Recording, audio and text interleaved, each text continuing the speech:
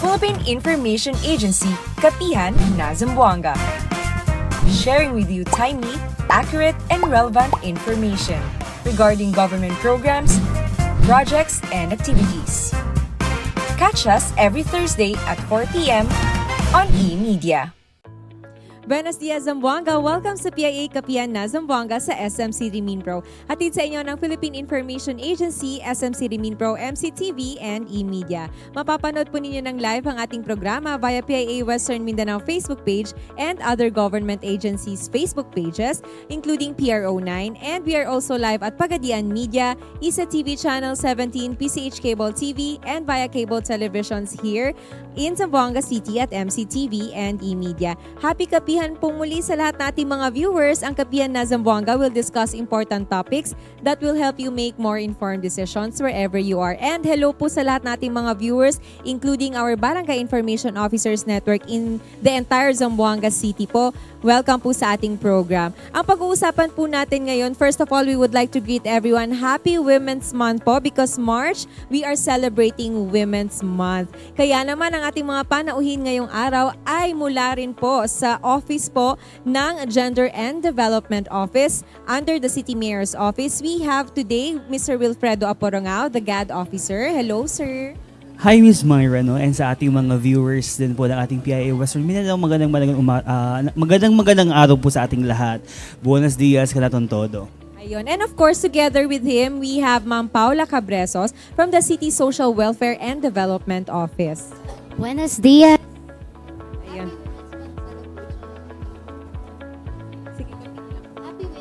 Celebration po sa ating lahat. Okay. Welcome po sa ating program. Like I mentioned, we will talk about Women's Month. So lahat po ng ating pag-uusapan ay patungkol sa mga programa, serbisyo, sa lahat po no, patungkol sa kababaihan. So first of all po, syempre gusto nating malaman or kumustahin kung ano po yung mga common issues for women in Zamboanga City na they are facing today based po sa ating datos no, na nare-receive or reports na nare-receive dito po sa Zamboanga City. Siguro po, no, ako po sa Gender and Development Office, siguro pwede ko pong simulan.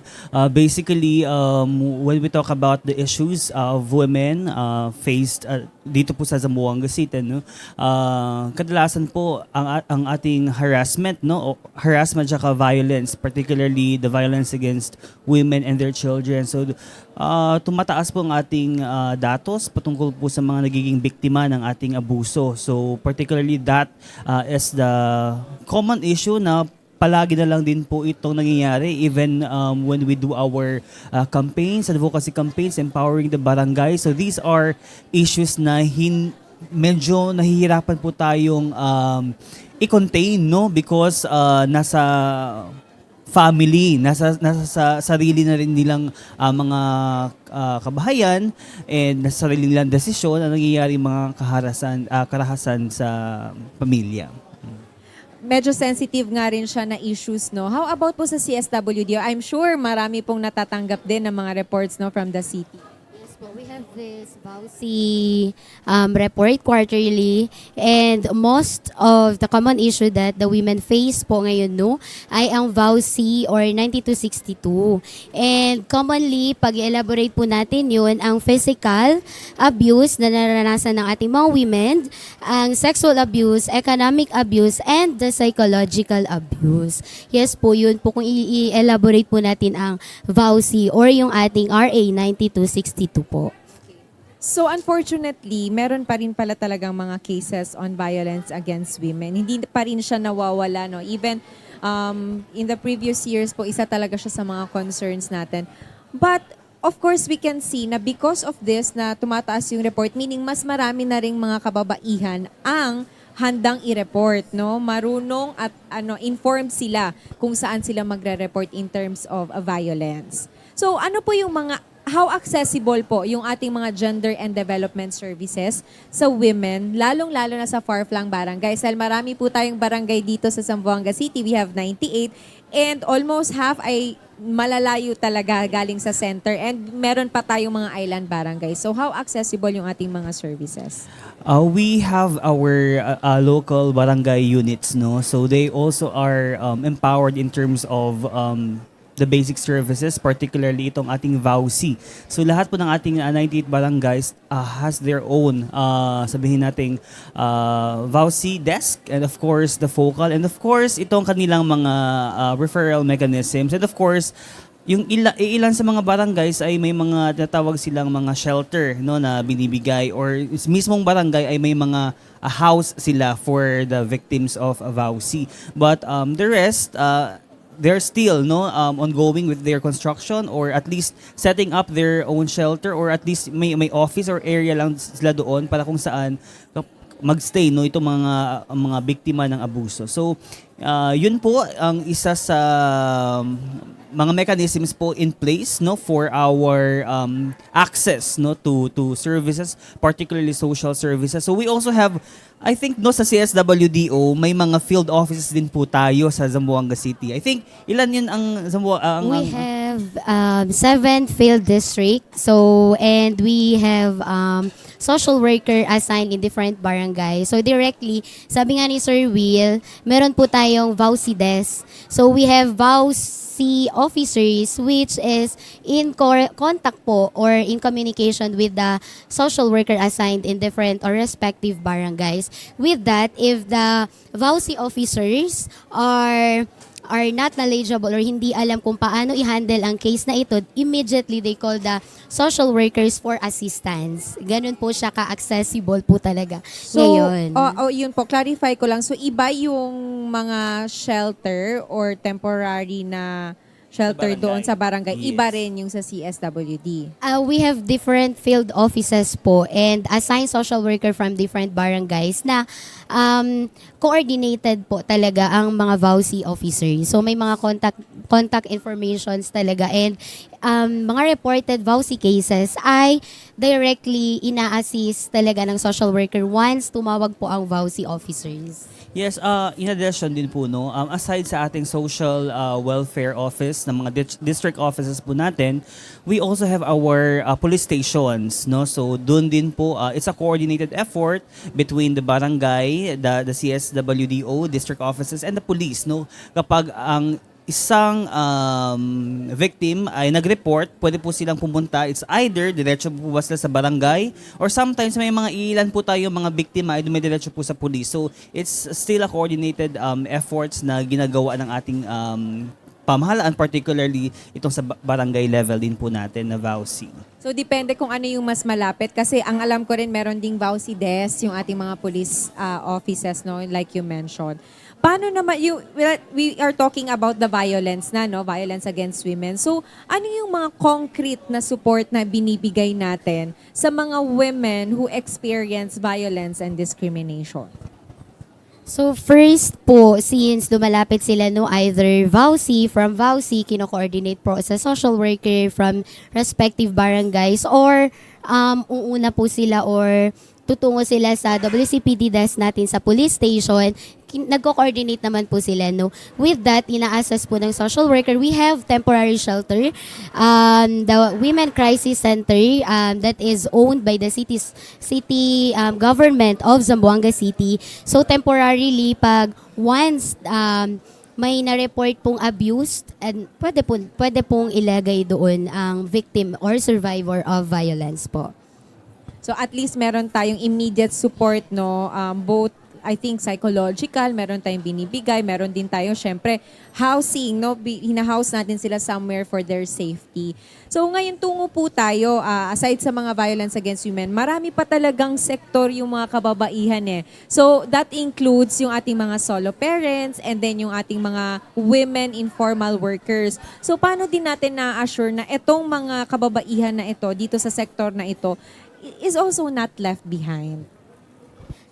Sige, simulan ko, this 2026, actually po, we expanded our advocacy campaigns to include our kasambahays, Kung I think na nagkita po tayo, kami po ni Miss Myra, nagkita po kami sa isang event, kung saan kami po ay nagkakandak po kami ng orientation sa ating mga kasambahay desk officers. So sila po yung mga deputized as well, na mga kasambahay desk officers in the 98 48 barangays. Sila po yung, they are the ones taking care of the kasambahay concerns, tagging mga kasambahay sa kanilang lugar, and of course, providing services, and of course, kung ano pa ang pwedeng ibigay lang serbisyo para sa ating mga kasambahay. So, kami po, on our level sa gender and development, we want to ensure to empower as well the kasambahay desk officers. Kasi may mga natanggap din po kami siguro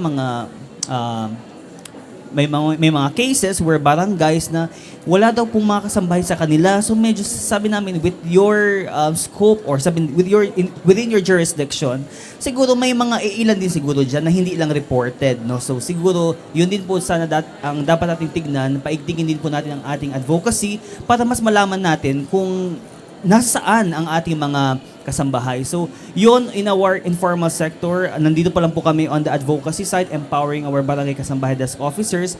But our City Social Welfare and Development Office has been doing the groundwork really for our informal sectors, especially itong ating mga kasambahay din. And with addition po, we have this ordinance number 666, our solo parent ordinance, no? With regards to our solo parent, they have incentives of 1,000 per quarter po. So that is equivalent to 4,000 in a year. And with that ID, doon po kasi talaga sila nag-apply sa office. So kaya monitored po natin kung ilan po yung mga solo parent ang meron po sa ating syudad. So, yun po, with that, at least, yes po. May mga solo parent po talaga tayong database nasa City Social Welfare and Development Office po yung ating database. No? With that, in that case, at least, mabibigyan po talaga ng karampatang serbisyo po para po sa solo parent and syempre po ating mga women sector. At bagamat po since ordinance number 666 na po ito, our solo parent ordinance, no, with that, pag may mga services or programs, hinihikayat na din po namin yung mga kailangan po talagang mag-apply kasi hindi pa po lahat aware. So, ngayon po, di ba, isa rin po sa mga way para malaman po nila that they can, pwede talaga silang pumunta sa office at mag-apply po ng solo parent ID. So, ganoon po siya sa City Social Welfare Office po yun. Yes po. Okay, that's good to hear, no, na nag-expand nga yung ating mga services sa mga kababaihan. Siyempre, solo parent, and then we also have yung mga kasambahay na program. It's good to know na ngayon sinisimulan na rin natin yung pag-empower sa kanila. So, paano natin na-ensure naman, yung paano natin na-ensure yung kanilang mga needs, no, ay talagang natutugunan ng pamahalaan. So, how does God naman po engage men? Kasi hindi naman ito puro sa kababaihan. Hindi ibig sabihin na Women's Month ay lahat ng programa para lang sa kababaihan. So, dapat yung mga kababaihan lang din yung dapat nating i-empower, bigyan ng impormasyon. So, paano naman po natin na-encourage yung men or mga kalalakihan natin, no, in promoting gender equality? Dahil sila ang nagkukos.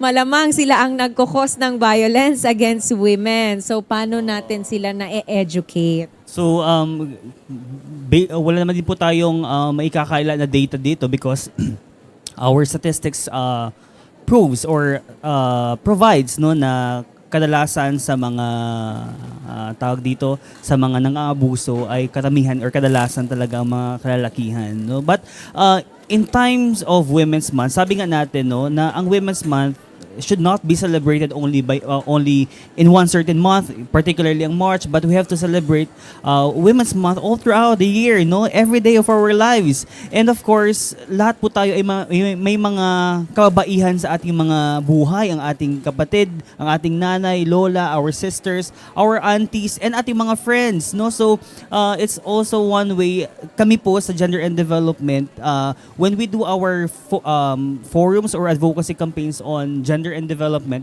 we ensure the participation really of men because kadalasan kapag sabihin nating women's, kayo na lang mga babae, you support yourself. no? You support yourself, bahala kayo dyan. How about them, no? Yun din po ang gusto sana nating i-instill, no, sa minds ng ating mga kalalakihan, that you can also become an ally, a supporter, no, of women's rights, of especially tayo po sa ating mga buhay natin, ay may mga kababaihan din po tayo, no? So, yun po sa gender and development. So, we do the advocacy campaigns, ensuring na hindi lamang kababaihan ang na-inform natin or na bibigyan natin ng mga ganitong klaseng activities, but also hinihikayat din natin ang mga kalalakihan. We also have our ERPAT, but that will be discussed, no, kasi program din po yun ng CSWDO, no? Okay, go ma'am. So po yun sa mga sector na organized under the City Social Welfare and Development Office, the ERPAT. So pag may mga activity po yan si Sir Will Sagad, like this Marcha de las Mujeres, we really encourage the different ERPAT organizations that in different barangays. So ganun, no, in that simplest way, at least they show their support to our women, di ba? Not only Marcha de las Mujeres includes only the Mujeres will walk all throughout that activity.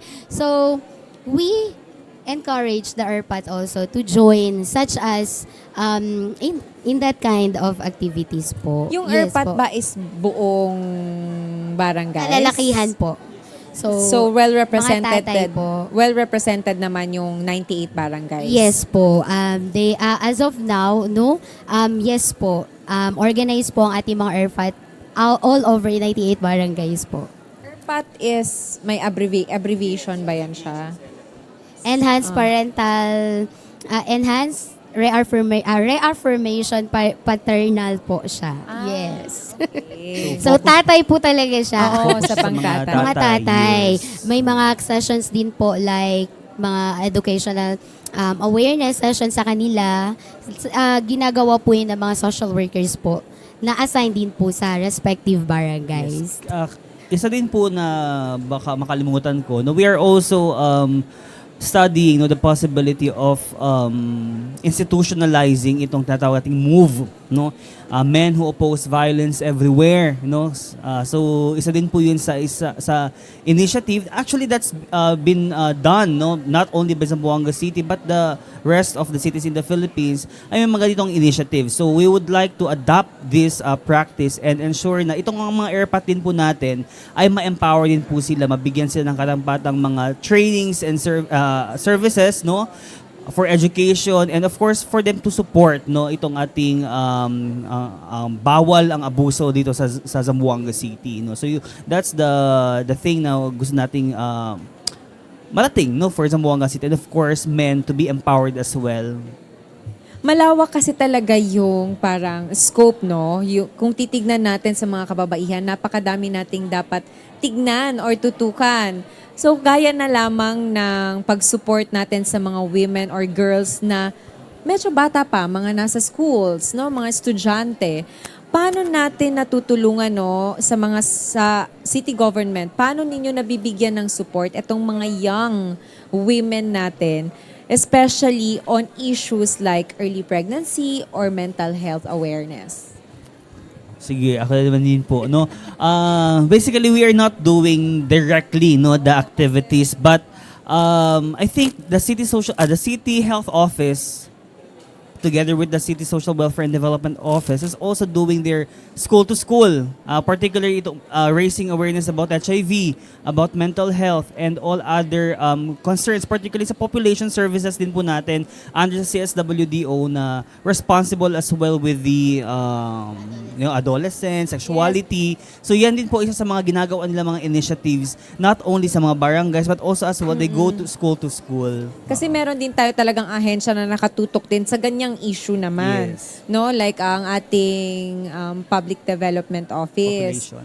Oo, yung population natin. So, paano po yung programa din ng CSWD?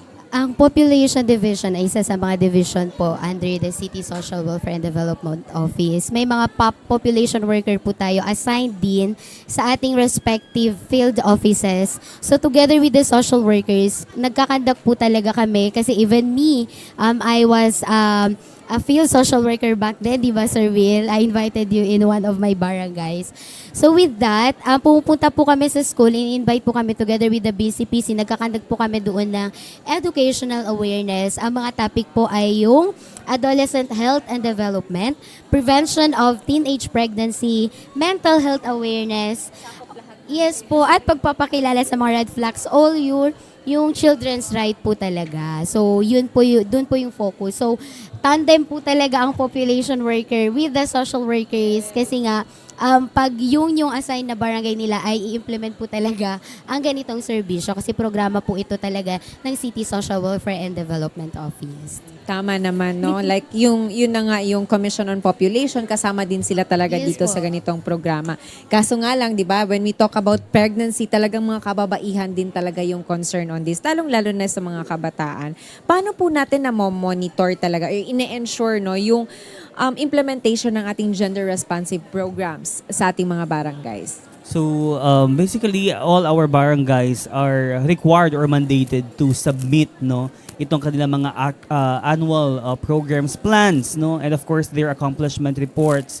So kami po sa office, we are responsible in reviewing their submitted plan, and of course we also verify the plan versus the accomplishment if nangyari ba talaga, so last year we initiated our first ever performance based in terms of gender and development initiative sa mga barangay. So yun din ang isa sa mga tinignan namin na pwede naming paigtingin pa na initiative for the barangays to be monitored, especially in kanilang mga programa, if nagagawa ba talaga yan, it has really impact ba talaga women and men, nagbigay ba yan siya ng benefit or what, So, these are the steps that we are taking right now, and we want to still improve the best way we can kung ano pang pwede namin gawin in terms of our monitoring sa ating mga barangay gender and development advocates din po natin. So we have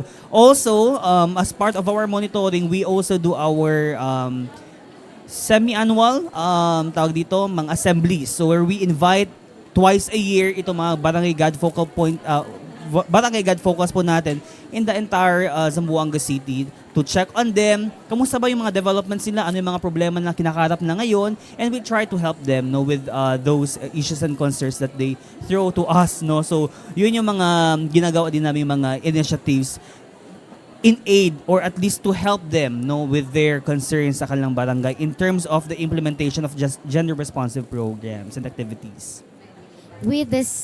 With the program naman po ng City Social Welfare and Development Office, quarterly po nagsasabit po talagang ating mga VAU officer ng report. Quarterly VAUC, quarterly report sa office. So, isa din yun sa mga requirements, Sir Will, pagdating po sa kanilang DILG, so, kailangan, with that, kailangan po talaga nila mag-submit. And doon din po natin nalalaman kung ilan na po talagang ating mga VAUC cases in different barangays. And at the same time, sabi ko nga po kanina, ma'am, na directly ang social workers works together with the VAUC officer and the BCPC. With that, nagkakandak po sila ng mga activities, concerning po sa ating mga different activities in line with the VAUC. So, ganun po yung work hand in hand po talaga na ating VAUC officer, the GAD, and the City Social Welfare and Development Office po, yung mga social worker po natin. So, talagang monitored nga yung ating Yes mga barangay po. through yun, yung mga quarterly, annual reports na sinasubmit nila. Kasi I'm sure it's also budgeted. May budget talaga yung ating mga LGU Yes. They also para have mag-conduct. subsidies for the implementation of VAUC. So on top of their budget, may binibigay din ang city na I think around 500,000 per barangay to help itong ating VAUC program din po natin sa respective barangays. Okay, that's good to hear, So para yung ating mga barangay LGU ay talagang magi-implement sila, and then well monitored din ito ng ating mga offices. Meron tayong mga paniniwala or myth usually na naririnig natin in terms of gender equality or women's rights. What do you want to correct about myths na about gender equality ngayong Women's Month? kadalasan kasi no sa mga mga tao or misconceptions no, especially the things that I hear especially dito po sa atin sa Zamboanga City, and of course my colleagues no in government, sometimes they tend to associate gender equality favoring women only. So pangkababaihan lang yan. So hindi na kami dyan, wala na kami, nasaan ang mga kalalakihan, wala kaming batas, walang Magna Carta Magna Carta of men, but Magna Carta of women only, nasaan kami? Unfair, So oo. unfair daw, no? So what we want to challenge is that gender equality is not basically about women alone. It's all about us, no? It's ensuring that fairness, opportunities are equally and equitably given not only to men but also to women, especially in terms of possessions, the power. Makikita naman din natin sa ating statistics that kadalasan in terms of our leadership roles, kadalasan kalalakihan, presidente lalaki, babae nasa follower, secretary, no? Why? Bakit ganun ang ano natin, ang myth natin? So yun ang tinatry nating i-challenge, that women can be better, can be at least can be at par with men in terms of these opportunities, in terms of leading, no? Makikita din po natin 'yan in terms of the school, no, sa colleges, in terms of sabihin natin kapag highly technical ang ating mga courses, o for example, engineering courses, ilan lang ang mga kalalaki at kababaihan dyan na nag-enroll. Why? No? Sa PMA. But may mga recent din po tayong mga graduates, top 1 kababaihan, lawyer, top 1 ang mga kababaihan. So, yun yung mga tinatry natin i-challenge. We want to cultivate a society where respect, fairness, and opportunities are not limited to one specific gender alone, but it's being given to all of us. Tama talaga yan, ma'am, 'di ba? As a woman, talagang minsan na-underestimate yung ating kakayahan dahil nasasabihan to, ay babae kasi yan siya, baka hindi niya kaya yung leadership role. Tama po talaga. I agree po talaga ako dyan. So, yun po. Now, we're talking about opportunities in terms of work. So, how does you protect women in workplaces? Paano po natin iyon na-ensure na yung mga kababaihan sa workplaces, especially yung mga kasambahay or the informal sectors, are protected? We have this RA 1361, no? Protected po ang ating mga empleyado, lalo na yung ating mga babae. Siyempre, with our city government kasi ay in line with ating RA or aware with this Republic Act 10361, hindi po pwede yung, maalam yun ma'am, yung ganun. Yes, pag-aaral. Yes, opo. Yung tipong may ipapagawa si boss, tapos mga ganun. So, ganun po. Or pag may mga client po, pag may mga employees po na ganun, the City Social Welfare and Development Office po ay nagpo-provide po talaga ng counseling. Or pumupunta sila sa ating... i-report? Yes, pwede pong i-refer po sa office po Pero mismo. sa city government lang yan na office or any office? Any po, sa lahat. Kasambahay po natin, pwede po. May kasambahay desk naman po tayo. No, with that, nagko-coordinate din po talaga ang kasambahay sa ating mga social workers po. And pagdating naman po sa employee, di ba may, no, ang question nyo po is, paano siya nang-implement sa OPO? So with that, pag may mga ganun na mga instances po, the City Social Welfare po ay handa pong tumulong at magbigay po ng serbisyo sa kapwa po empleyado. Yes po, para po So, magabayan po sila, sir. Aside po doon sa focus natin on addressing harassment or abuses or violence within the workplace, may dagdag lang din po ako doon sa sinabi ni Ma'am Paula regarding sa ating mga kasambahay or informal sectors working sa private, no, mga companies. So we have that DOLE as well policy, no? May guidelines din po tayo diyan in protecting our tawag dito itong ating mga empleyado, no? So for city government, aside po sa social services or counseling that the CSWD is providing, we also have established our Committee on Decorum and Investigation. So particularly on sexual harassment na mga cases. Kasi kadalasan sa atin, hindi nare-report masyado ang kaso ng harassment patungkol sa lalaki, ang biktima. But kadalasan dito ay kababaihan. So we have that established in our city government. And of course, may mga ang tawag dito, wala pa palang menstrual leave no na nangyayari. So it's still ongoing. May ongoing sa Congress ngayon na parang it's a bill no to ensure na ang mga kababaihan sana once or twice in a month are given that menstrual leave no. So hindi pa yan nangyayari no sa Philippines, but some other countries are already adopting that initiative. Pero may mga tawag dito maternal leave naman din po tayong pinoprovide ngayon. And paternal leave. Po. So far yun po yung sa atin sa city government. Okay, so maganda no na meron na monitor din natin tapos pwede silang mag-report sa mga opisina kung may mga ganito silang na-experience. What measurable impact po has the Gender and Development Office achieved in the past year or in the previous years? Measurable impact? Kami po kasi sa Gender and Development, we are still focused on raising awareness, particularly to a specific group of people, our young, sa school, sa academe, and of course our community-based organizations in terms of empowering or ensuring that they know their rights, no? So we also conduct our partnerships with different stakeholders, particularly our Commission on Human Rights. So we are since I think 2020, 2021, we've been partnering with CHR in terms of our human rights advocacy. So we're not only targeting itong mga kabataan natin, but we are also targeting mga kababaihan natin, no?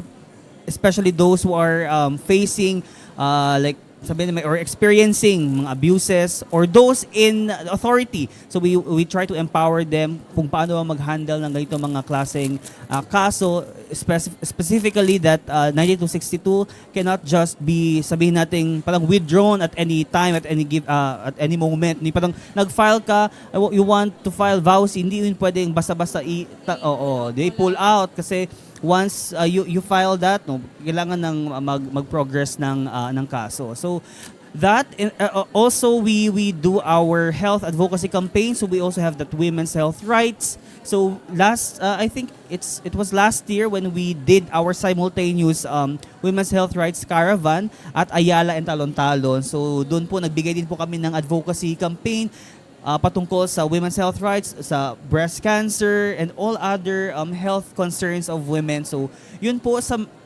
aside sa health, aside sa human rights, ano pa ba?